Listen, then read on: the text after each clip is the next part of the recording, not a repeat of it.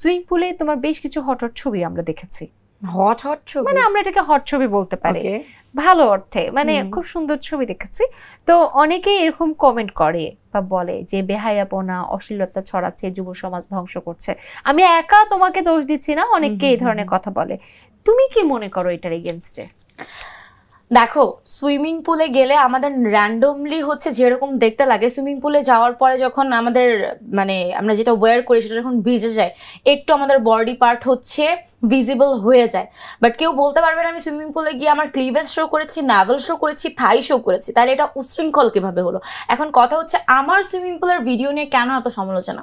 কারণ আমি মনে করি আমাকে নিয়ে কন্টেন্ট বানাইলে, আমি যখন আমার ফার্স্ট লাইফের টক শোতে ইন্টারভিউ দেই তখনও আমি এই কথাটা বলেছিলাম, আর এত বছর পরে এসে আমাকে এটাই বলতে হইতেছে। আমার মনে হয় আমার ফেসের মধ্যে কোথাও ভিউ লেখা আছে, এই জন্য আমাকে নিয়েই বলে। আর না হলে অনেক অনেক মানুষ আছে যারা এগুলো করতেছে।